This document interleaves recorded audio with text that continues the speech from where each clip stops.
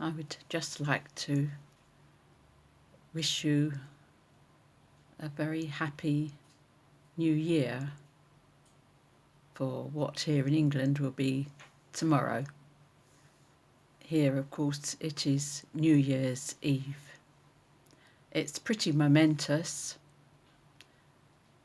because it's not just a new year, but we are entering into a new decade. And who knows what the Roaring Twenties will bring us. I've just finished an article that will be in Psychic World newspaper in February. And like many journalists and writers, we work ahead of ourselves all the time. So we're always in the future. Much like models, like one of my granddaughters was at one time, and she was modelling bikinis in deep winter and winter clothing in scorching hot summers.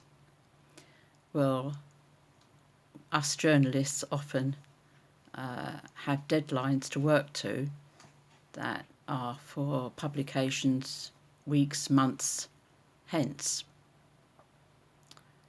So the Roaring Twenties are nearly upon us.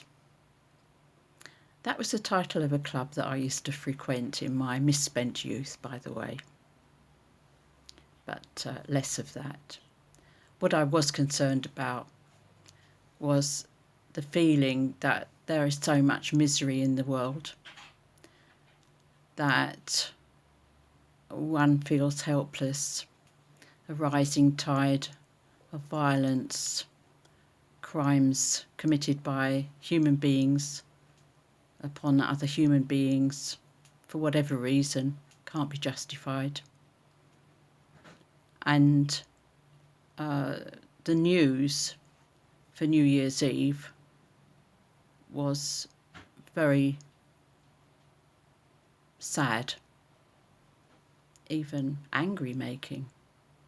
Apart from the misery of starvation and thirst that seems to get worse. The richer some countries get, the poorer others. And equally, some countries seem to be governed by profiteering regimes who care little for their population at large. And we feel that perhaps if we donate some money or some time, some effort, it will alleviate at least some of that. But I'm a spiritualist minister, a Christian spiritualist minister, and I believe in the power of prayer. I believe that our prayers are heard and are acted upon. And however slowly the mills of God grind, they grind. So we have to keep asking and keep putting out our loving thoughts into that etheric atmosphere to try and stop that flow of evil and unhappiness and negativity. And when one sees the raging fires in Australia,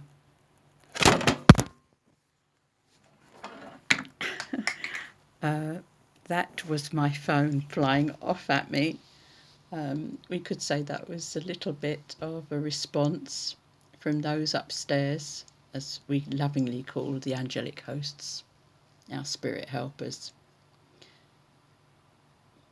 But yes, the raging fires. And then to see in the next clip fireworks bringing in the new year, a cost of millions of pounds in Australia. One hears the argument that the money for that and the display was already spent and planned a long time before. Nevertheless, I think that it was a little, shall we say, not appropriate. That's just my opinion.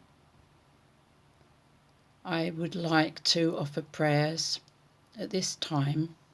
I know that you will blend your thoughts with mine as we ask for the fires to be stopped. We know, Lord, that you can do this. And for people to be helped and comforted at this time who are suffering as a result of those fires. And we also ask at this time for those afflicted by other natural disasters. And we also ask for those who are suffering as a result of humankind's greed,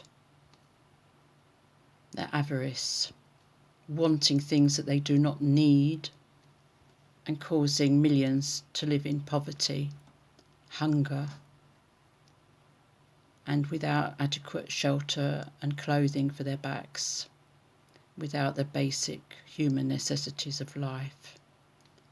We ask too, Lord, that you put love instead of hate and ignorance and bigotry in the hearts of those who wreak havoc on their fellow creatures. And we also ask at this time, dear Lord, for the animal kingdom, that our dear little animals, and indeed all the animals of the world, are looked after and will continue to thrive. We ask for a good new year, dear Lord, for all of us who are trying to work for the light, for good, for the benefit of others, and for all those who are working tirelessly where there are sanctuaries for those who are lost and frightened and bewildered, for those who work in hospitals, for those who are sick.